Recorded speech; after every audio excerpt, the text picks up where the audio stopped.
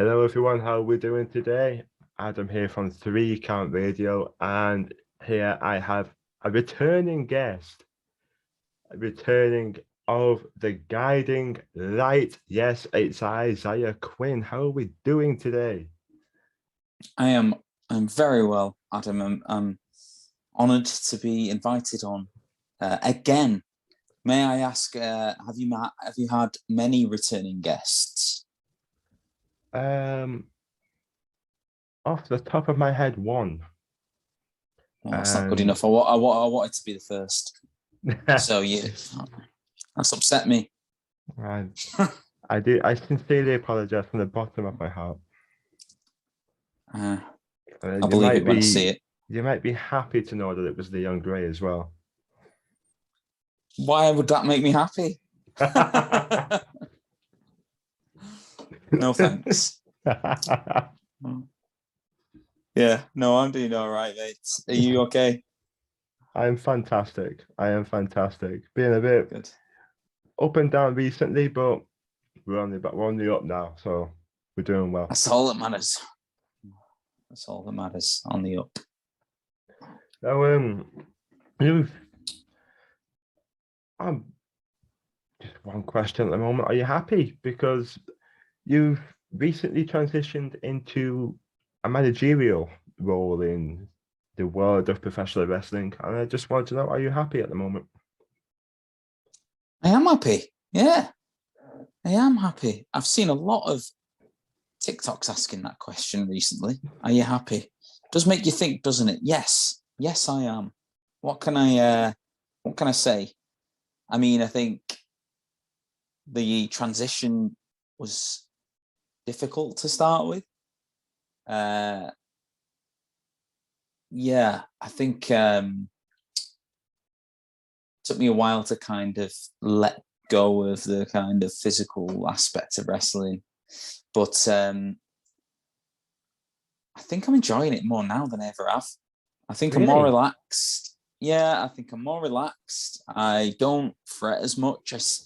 I think of things in a different way now. I feel like I've not. I feel like I'm a victim of my own cult.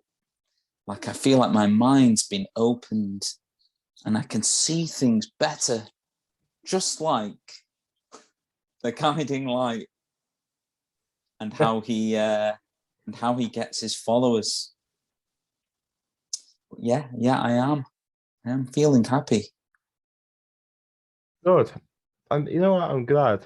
I'm really glad because as you said at the start, it is an interesting question because when you get asked direct, are you happy? It kind of takes you aback a little bit because you don't. It's not something you think of, is it? Until you're asked, and then you sort of question it. So it's good to know. Yeah, definitely. I think it's not a constant, is it? Happiness. You have to kind of.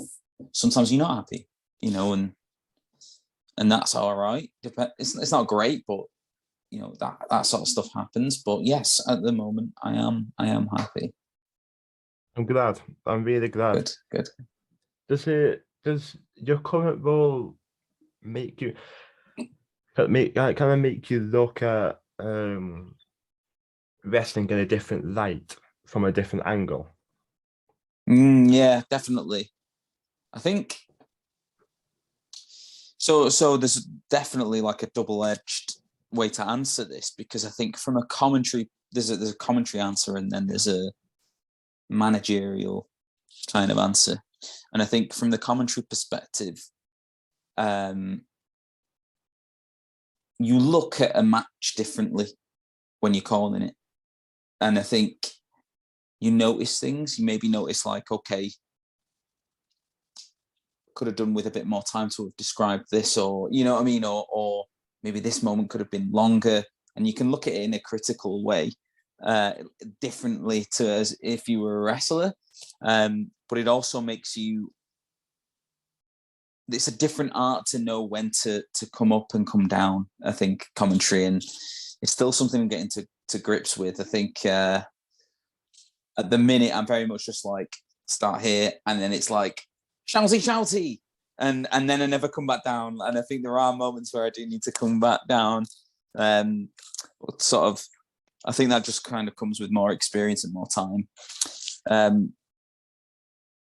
Managerial perspective, yeah, I think at the start I was just, when I started getting into the sort of managerial role, I was just excited once I got into it, and I'm like, oh yeah, I'm gonna do this, and this, and then kind of realizing, okay, maybe I just need to pull back a little bit, because the way I see it is I should see myself as added value to the people that I'm managing, if that makes sense. You know, they're the highlight, they're the spotlight. As much as I still want to get over myself, that is still important to me, because I do want bookings.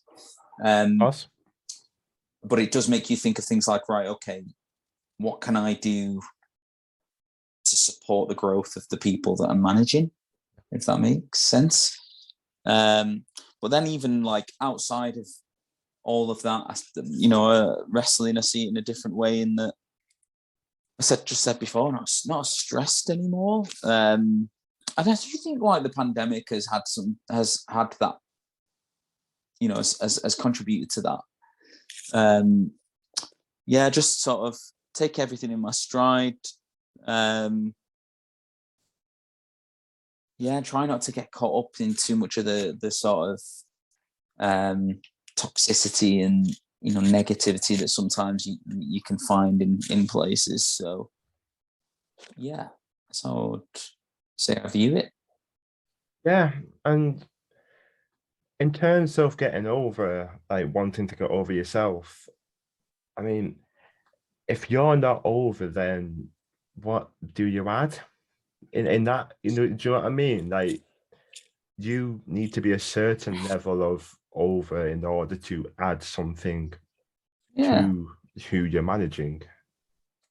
yeah, Does that's that a make good sense? point. Yeah, that's a good point. Otherwise, yeah, like you said, what is my value there? You don't want a manager that doesn't add anything, because then it's almost taken away from, you know, whoever you're managing. So yeah, good point. Yeah, it's kind of managing, because of course I've kind of, my thought process has kind of been down that road myself. Yeah, We've had plenty of conversations about it. It's it's an interesting one, isn't it? It's an interesting thought process, because then you're like, okay, you don't want to steal too much away from them, but at the same time, if you're not adding anything, then what's the point? So it's kind of yeah, finding that middle ground with yeah, with it. It's very interesting to me. yeah. Now I'm gonna give you a little bit of a platform here. Now Go on then. we don't usually engage with them, but I'm gonna give you a platform. Yeah, I think I know where we're going. Penny drop. If you were to be given a platform, what would you say about the worst? All to say about the worst. Right, okay. I would say the vibe and the, what's the word?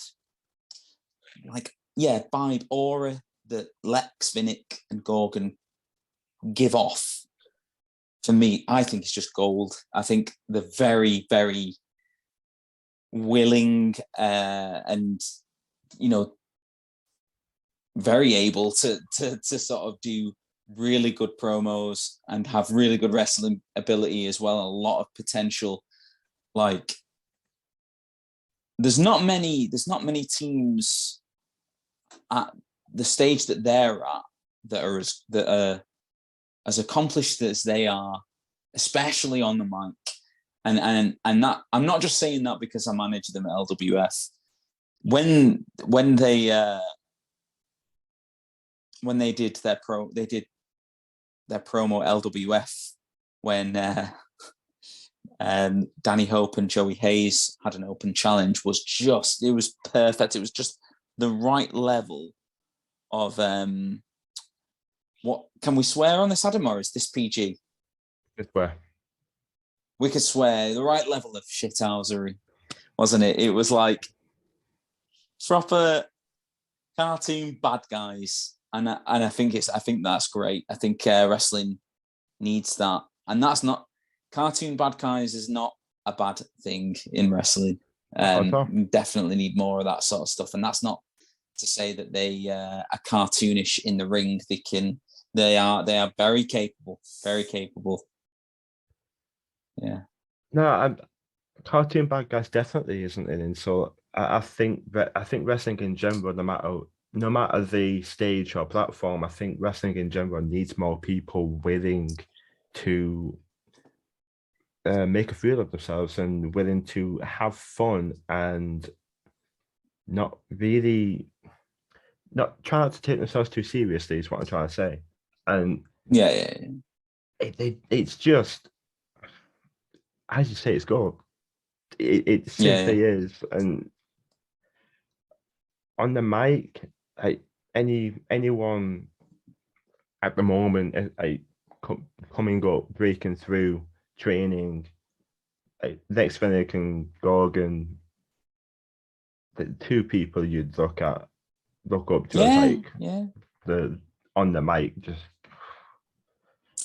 Yeah, and they'll only get better with the more exposure that they get with that sort of stuff. Like anything to do with wrestling is reps, isn't it? Just the more they do, the more they'll stretch themselves as well. Yeah. Yeah. And the way I look at it with the worst, it's if you look at any promotion, you could just pick them up and put them in, and there's something for them with the way that they are.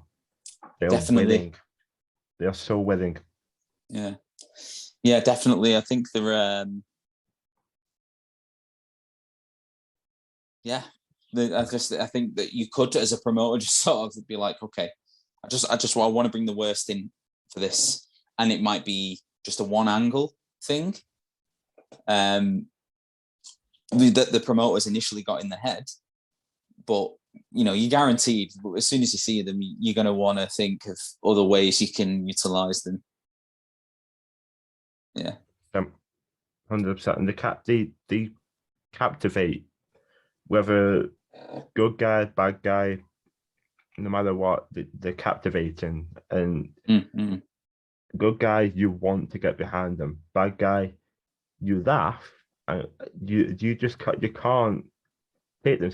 You do laugh, and you want to get behind them, but at the same time, you want to boo them. And it's such a strange feeling, but it's great. Well, that's good. They've unlocked something in you to make you feel something different. Exactly. It's a weird one for me because I'm sat there booing them, but at the same time, just going, "This is incredible." it's phenomenal for me. But yeah, good.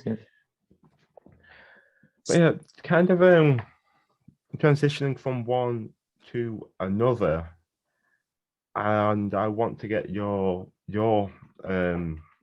perspective on what it was like what is or was like managing Mr. Tom Thelwell. What was it like managing Tom Thelwell?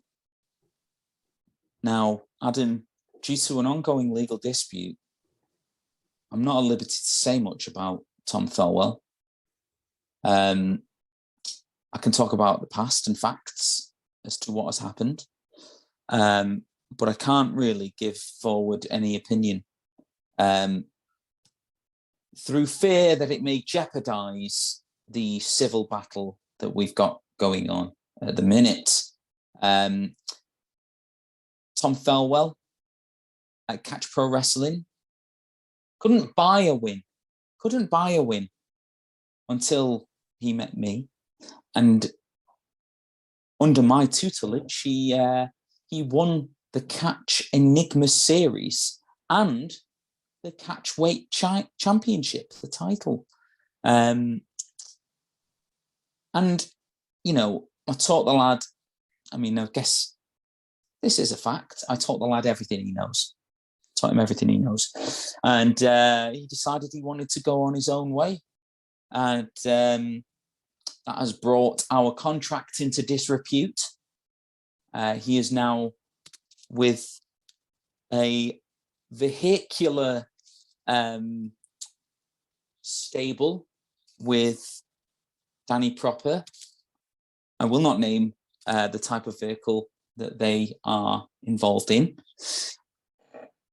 And he wishes to do his own thing. And I'm sure when we settle this dispute, that he can do his own thing. But right now, as talented as Tom Thelwell is, and as much as a future that he has beholding him, I think at this moment, I'd rather just kind of keep it at that. I don't know if that's okay with you. Well, Mr. Quinn, I would not want to get you into any further trouble. No, any legal trouble whatsoever. So I'm perfectly fine with that. Okay, good. Moving on. Quite an interesting question. That's something because of course you manage him. Something I think would actually be quite interesting, male or female, anyone. One wrestler right now that you would like to manage, someone to take and provide your guiding light experience. Who would that be?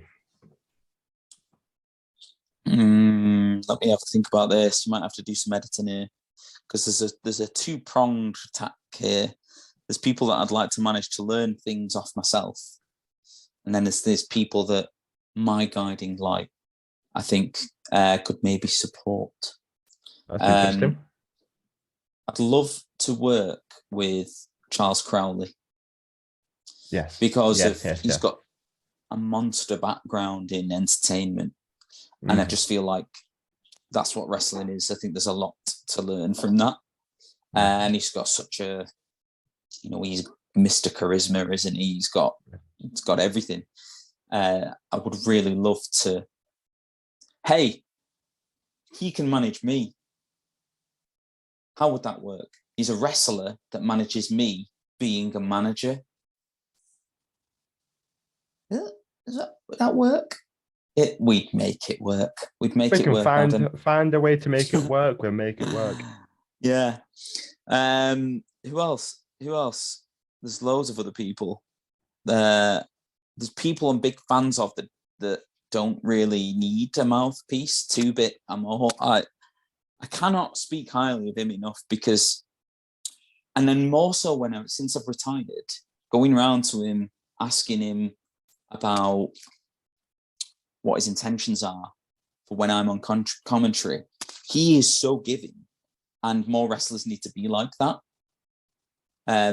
So I always enjoy when 2-Bit's on a card to be able to go up to him and say, like, okay, what are your plans here? What are you intending to do in your to your opponent?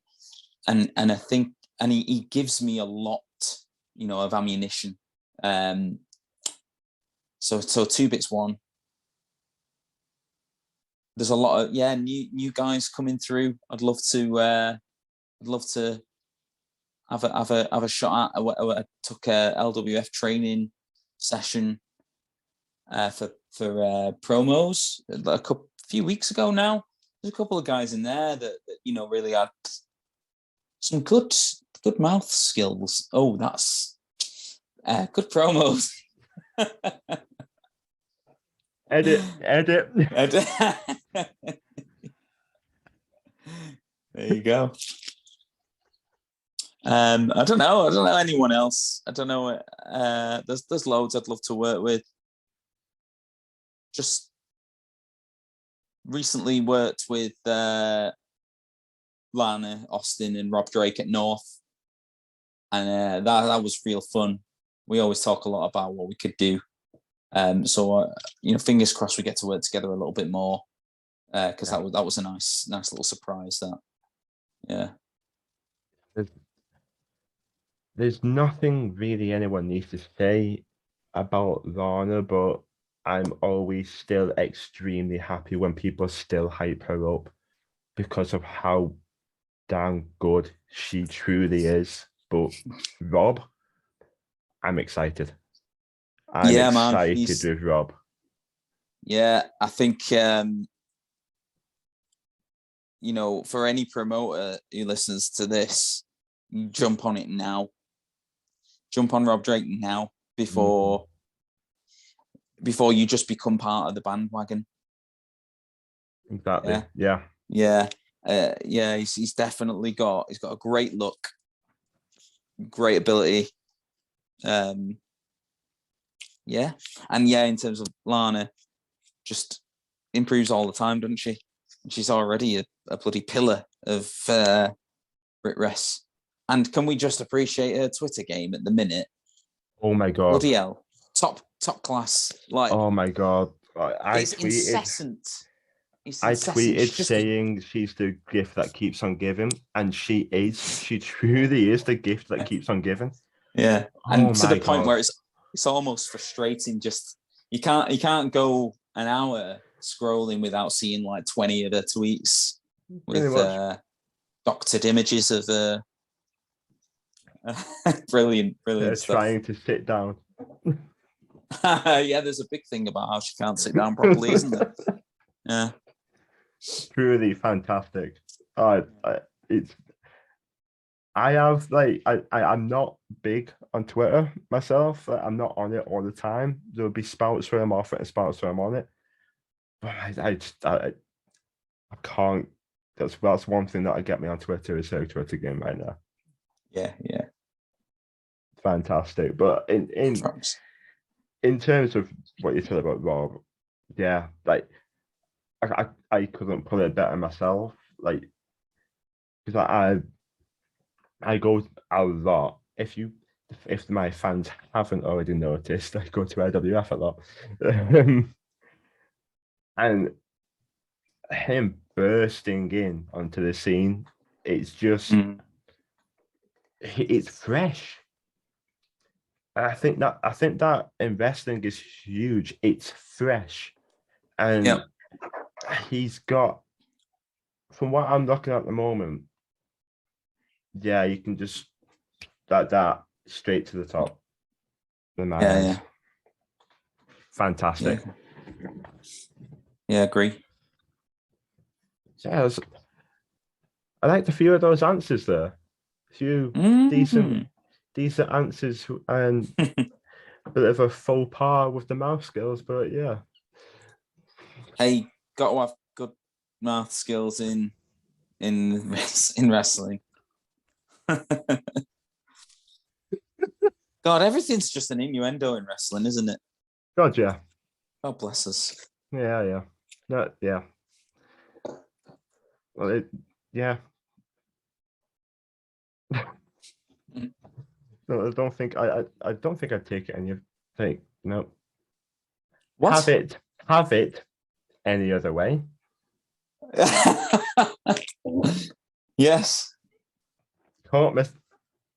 Didn't catch myself in time there. The podcast of innuendos. I did not see this going down that route. Yeah. Oh god, it wouldn't be a wrestling podcast without something like this. No, it wouldn't, and not at all. No. Yeah. Let's move on.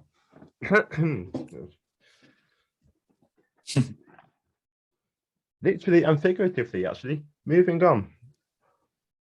Because I had you on over a year ago. Of course, back before I had my overlay, actually. Your what? Sorry? Because I have an overlay on my videos now. Oh. And that was back before I had my overlays. Progression. Yeah. So I'll have an overlay over this one now. It'll be fancy. Yeah. Nice. And it was our podcast was that much of a success that you thought that you start one yourself. Yeah, that's exactly it, mate. What I thought was, I did this podcast and I thought, this is going to take off this because I'm the guest. I was one of his first guests.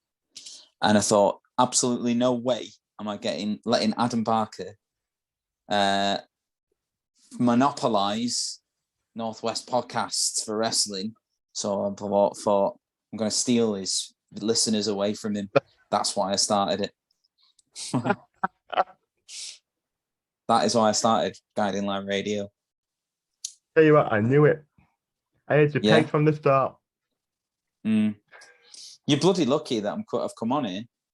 In fact, when I signed the contract to come on, I don't know if you read it, but I put in there that I would only come on if I could mention Guiding Light Radio. Oh well, you see, you didn't mention how it would be mentioned though. Well, what am I going to say? Oh, don't listen to Guiding Light Radio.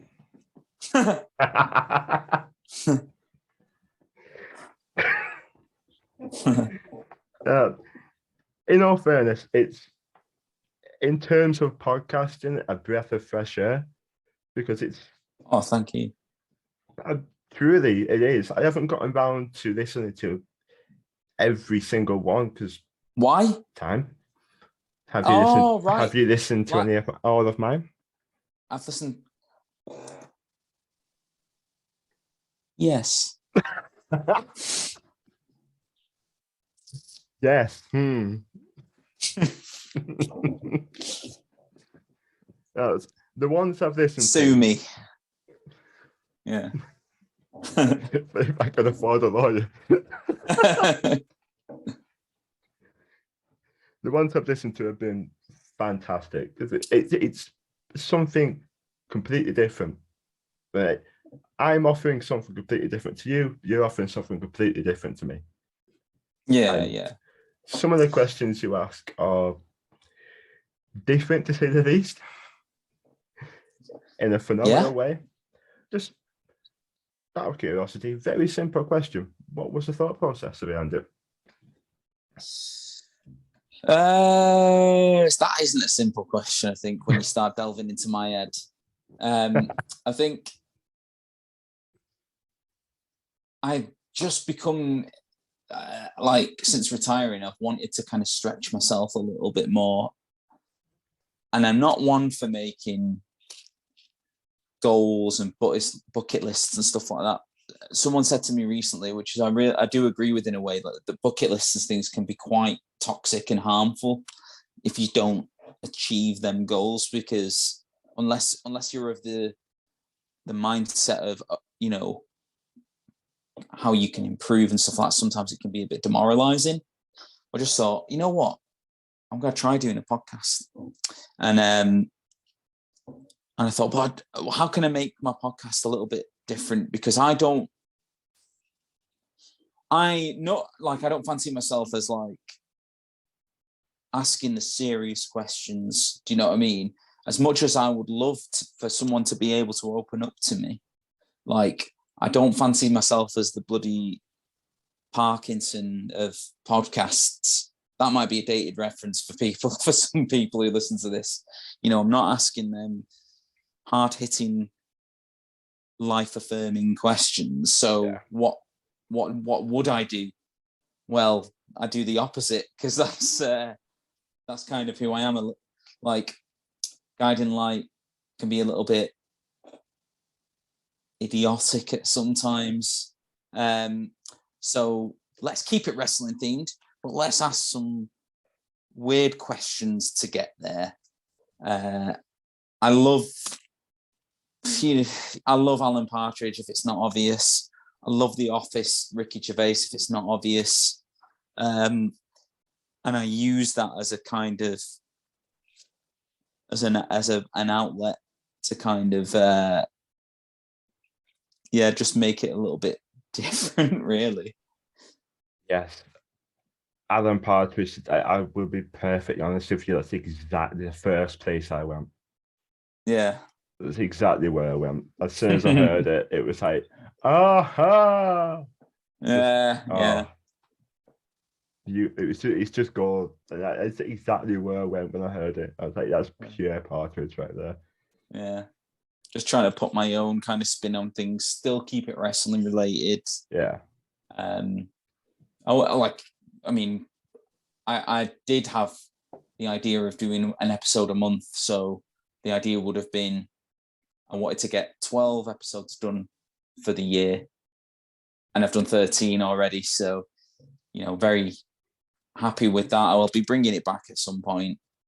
Got some ideas for guests that I want on. And maybe keep the format largely the same, but maybe change a few random questions up. Maybe be a little bit more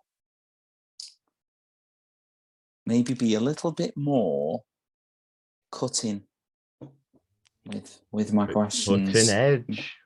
I like that. I don't know if you've ever seen Between Two Ferns. I've heard of it. Narcus.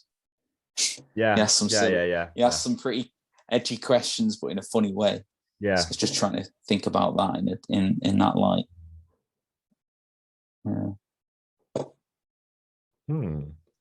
I like it. Good. I like that. Glad. Thank you.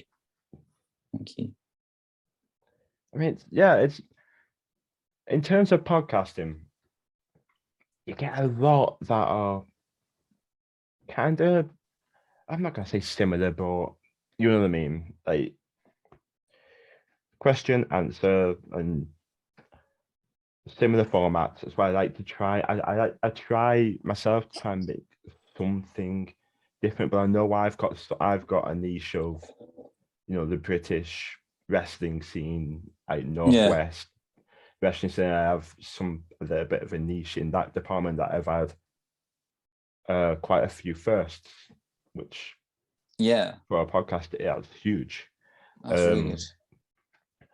But I asked myself those questions before I first started mine. I was like, okay, there's how many podcasts are in wrestling at the moment? Let's be honest. So why would I even? But I thought I just kind of went, why wouldn't I? If I want to do it, just do it. Yeah. Why wouldn't I do it? And do it how you want to do it. Yeah. Exactly. And honestly, it's the best one of the best decisions I've ever made. Because it's gotten me closer to a lot of people. And like that for me is the best feeling for me, because it's a very strange feeling, because you get closer to the people that you're paying to watch. That you look up to these people. Yeah. So it's a very that's good, strange, but in like the best way. Like but you've found a niche, like in the questions that you ask and the format.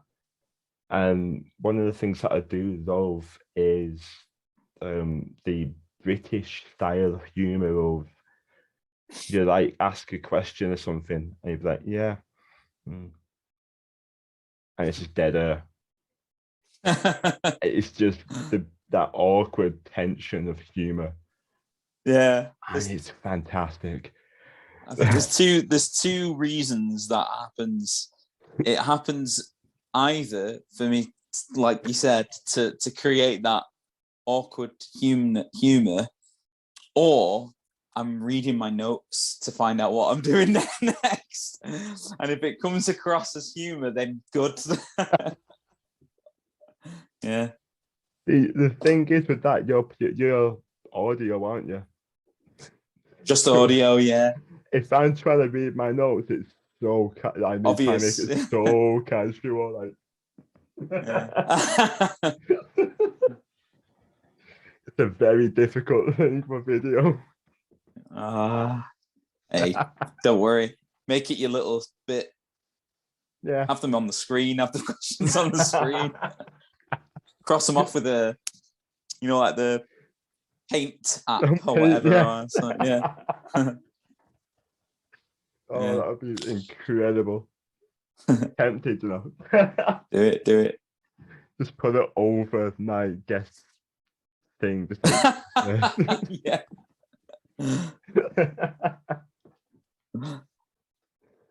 like, how have you felt doing them? Like, you know, as you're recording them, has it been like a revelation for you? Like, that I really enjoyed doing this. I wouldn't say it's a revelation. I have enjoyed doing them. I think so. Like when I started it, when I knew I was going to do it, I got in touch with people that I trusted to be the first few guests. So, Tom McManus, Mel Price, Two Bit, and Jenny, and Big T. I think were my first four. And I just thought that's a mixture there of people that I know, who I can chat with, and people who I know and I like, but that was a test for me to see if I could bring stuff out of people. And the more I got into it, I felt like I'd hit a bit of a rhythm.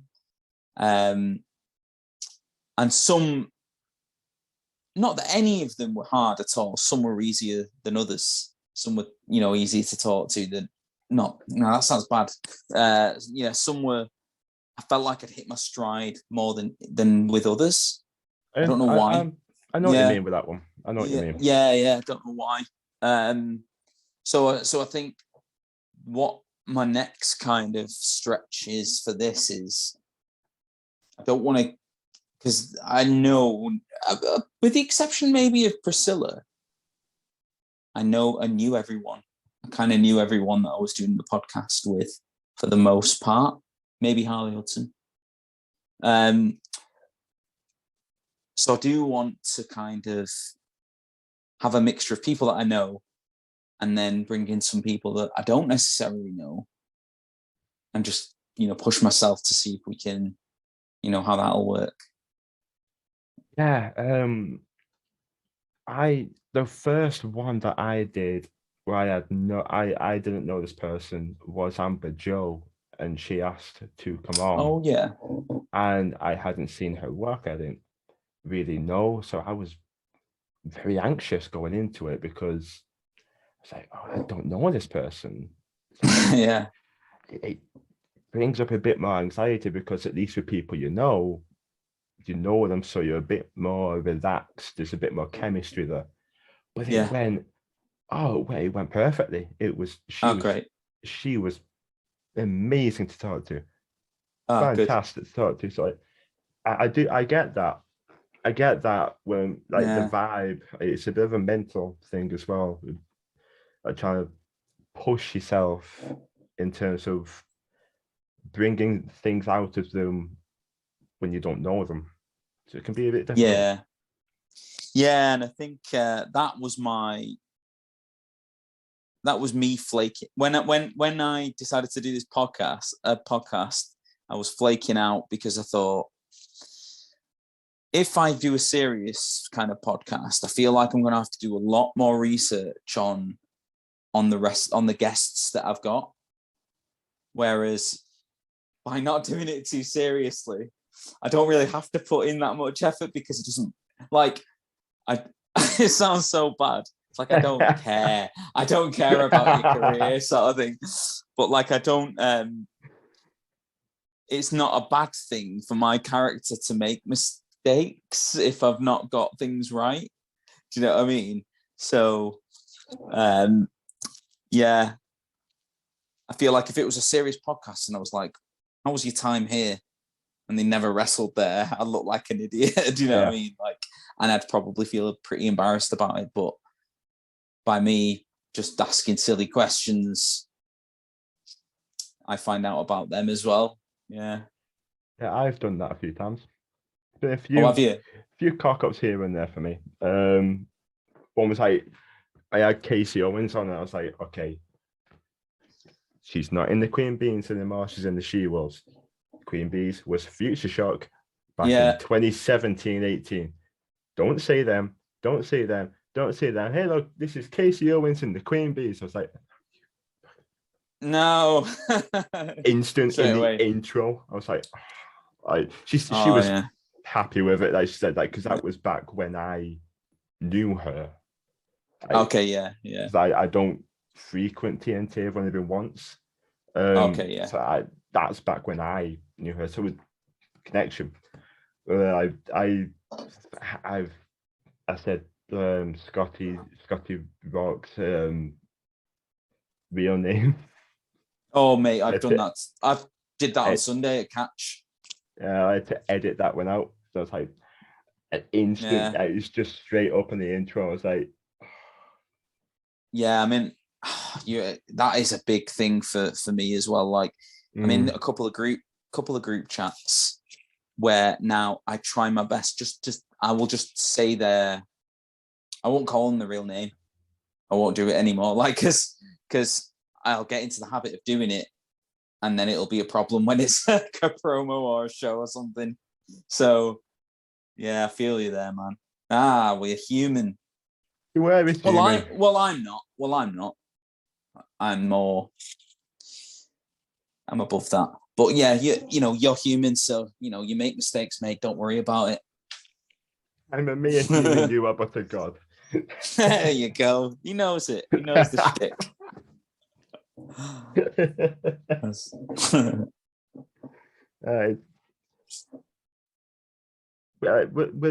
With the something you said there, we know of the questions. It was like that.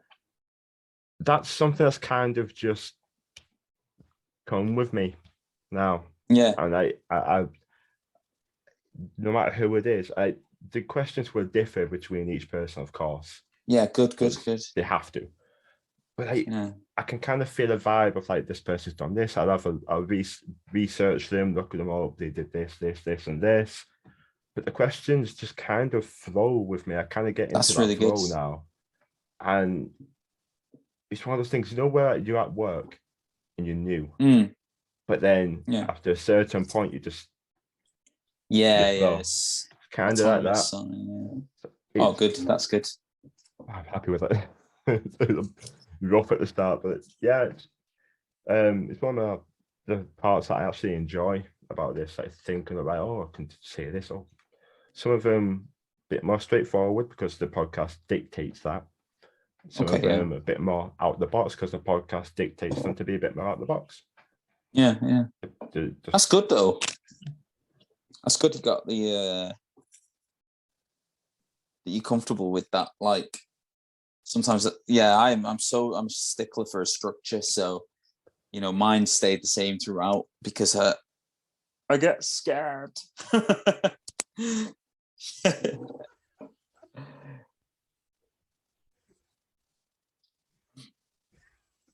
Yeah, expect that. Hermit Quinn.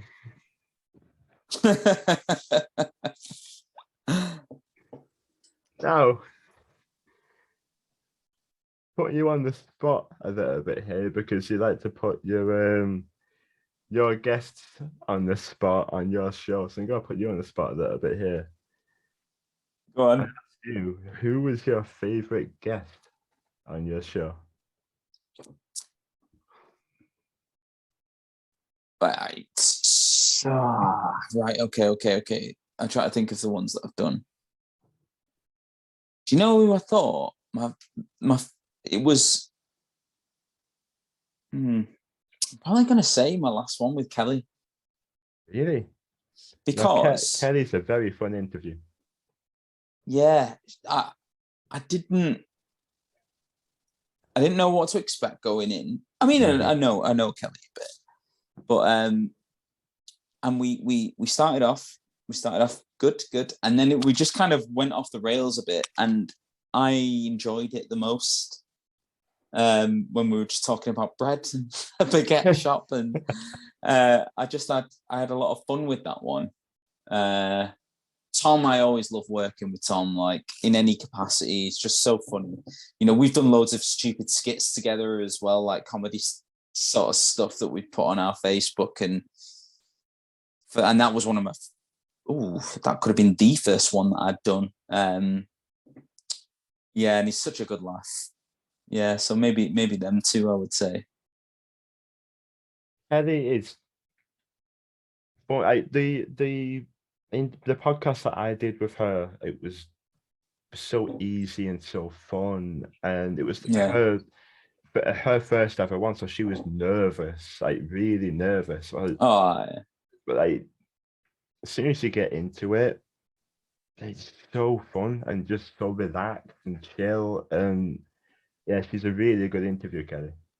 Yeah, Really, really yeah, fun. she's good. I remember at the bar at RWF, she was stood there.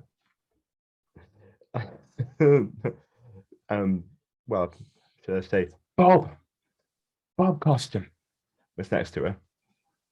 Oh, No Bob other way. Costin. No other way I can put it now. Bob Costin. Bob Costin. No other way I can put it.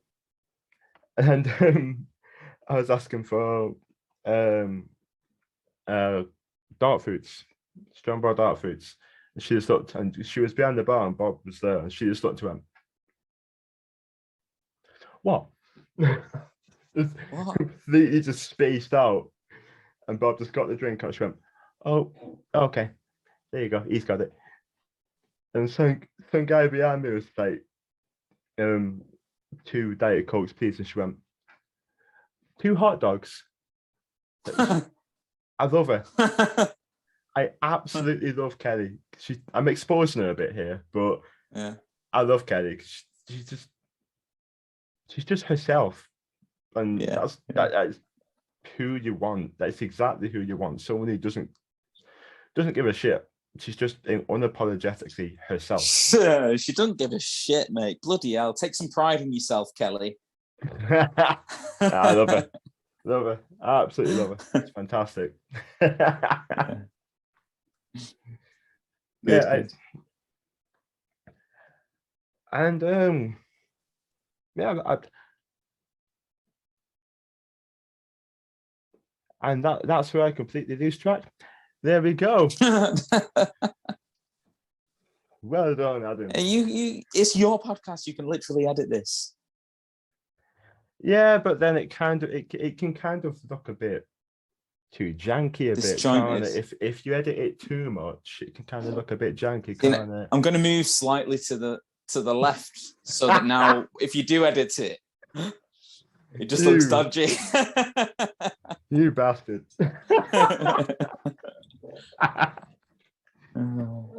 Mr. Isaiah Quinn, do you have any social media or upcoming shows that you would like to plug at all?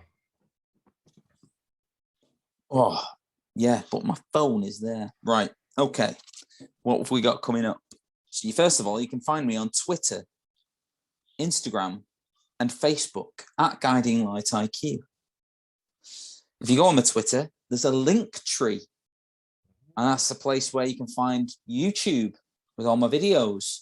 And you can find my radio show, Guiding Light Radio, which is on Spotify, Apple, Google, Anchor, and many other podcast platforms. What else? Shows coming up. We've got Odyssey on Saturday, which will be the 9th of April, where I'll be managing Meltzer and the Freak Show, who are bloody fantastic because they are just, well, like everyone I've managed, are just so willing and so like creative, and it's just great to kind of like bat ideas back and forth. Love them guys. LWF's coming up on the 16th, is it? 16th, got the date right there. I'll be at that show. We'll see in what capacity. What else is coming up? I believe. Yeah, loads of other stuff. Mr. Quinn, thank you. I really appreciate you coming back on. It's been a blast. No, I'm grateful you've asked me back on. I do enjoy having our little chats, Adam. Happy to come on whenever. Thank you. That means a lot. Thank you very much. Worries, man. I'll see you later. Thank you.